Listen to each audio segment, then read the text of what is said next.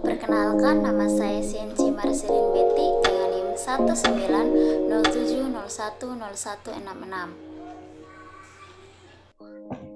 Baik, hari ini saya akan mempresentasikan mengenai kualitas lingkungan perumahan. Sebelumnya kita harus mengetahui definisi dari rumah itu sendiri.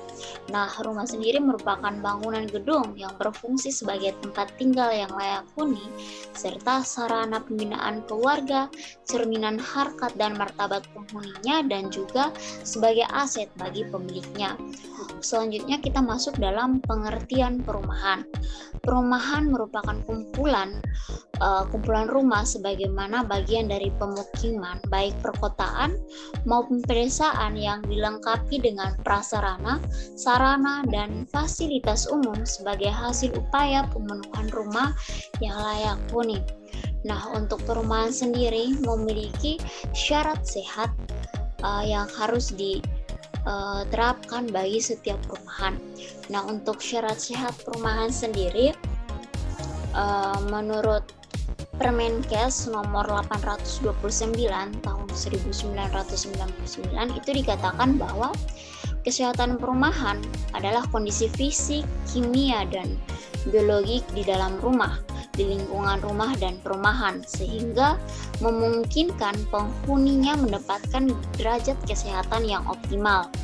Untuk persyaratan kesehatan perumahan sendiri itu merupakan ketentuan teknis kesehatan yang wajib dipenuhi dalam rangka melindungi penghuni atau masyarakat yang bermukim di perumahan tersebut dari bahaya atau gangguan kesehatan.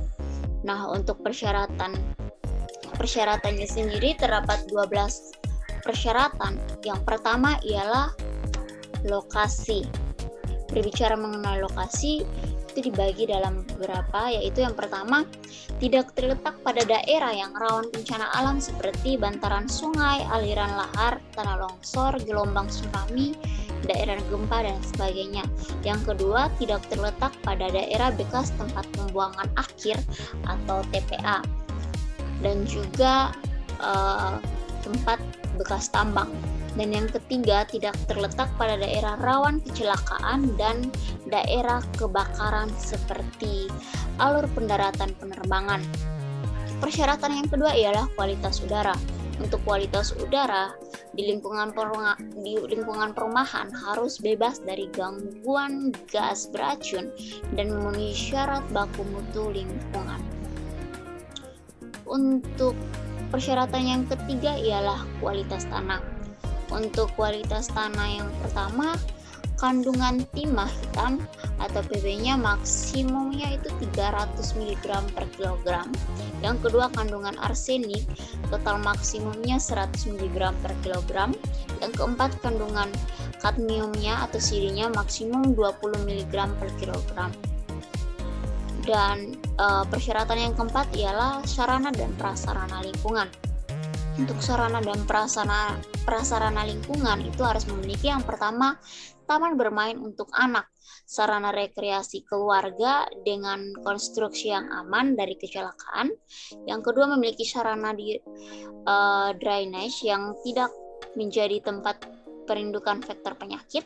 Yang ketiga, memiliki sarana jalan dengan ketentuan konstruksi jalan tidak mengganggu kesehatan, konstruksi trotoar tidak membahayakan pejalan kaki dan penyandang cacat, serta jembatan harus memiliki pagar pengaman, lampu penerangan, dan jalan tidak menyilaukan mata. Untuk yang berikutnya, tersedia cukup air bersih sepanjang waktu dengan kualitas air yang memenuhi persyaratan kesehatan. Yang selanjutnya, pengelolaan pembuangan tinja dan limbah rumah tangga harus memenuhi persyaratan kesehatan.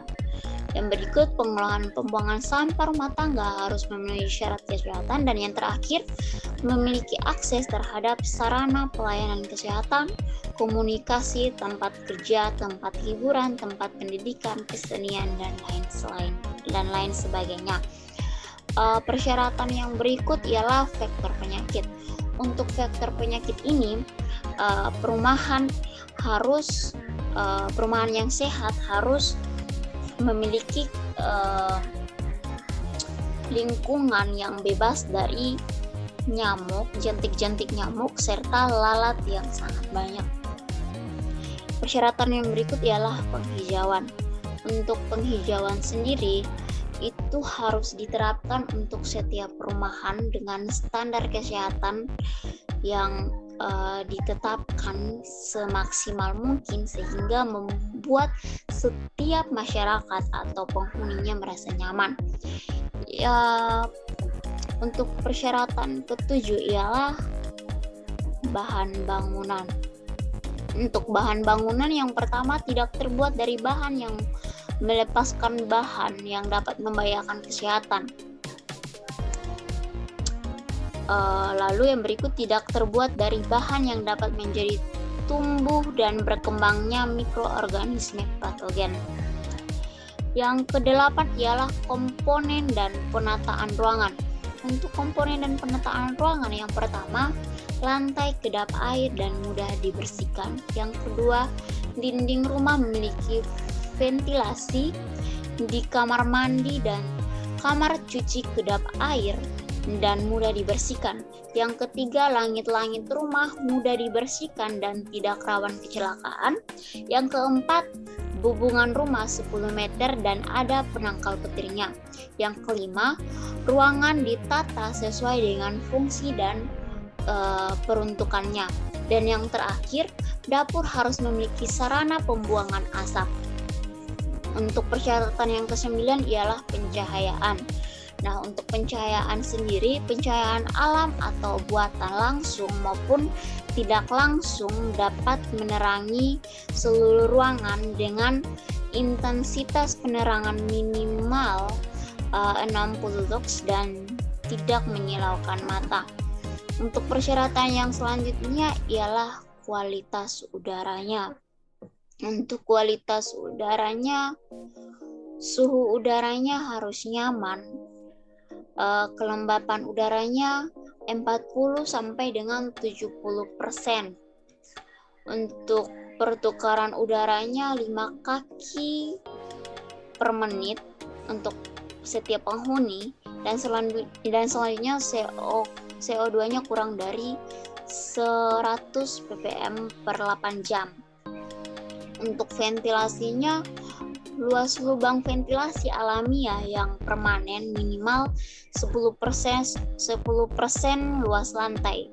Dan untuk vektor penyakit, tidak ada lalat, nyamuk, ataupun tikus yang bersarang di dalam rumah. Untuk persyaratan selanjutnya yaitu penyediaan air. Untuk penyediaan air, yang pertama, tersedia sarana penyediaan air bersih dengan kapasitas minimal 60 liter per orang dan per harinya. Untuk yang kedua, kualitas air harus memenuhi persyaratan kesehatan air bersih dan air minum menurut Permenkes nomor 416 tahun 1990 dan Kepermenkes nomor 907 tahun 2002. Dan yang berikut penyediaan air. Yang terakhir, pembuangan limbah. Untuk pembuangan limbahnya, yang pertama, limbah cair yang berasal dari rumah tangga. Limbah cair yang berasal dari rumah tangga tidak mencemari sumber air, tidak menimbulkan bau, dan tidak mencemari permukaan tanah. Selanjutnya, limbah padatnya juga harus dikelola dengan baik agar tidak menimbulkan bau, tidak mencemari permukaan tanah, serta permukaan air. Sekian hasil presentasi dari saya, semoga materi yang ada dapat bermanfaat. Terima kasih.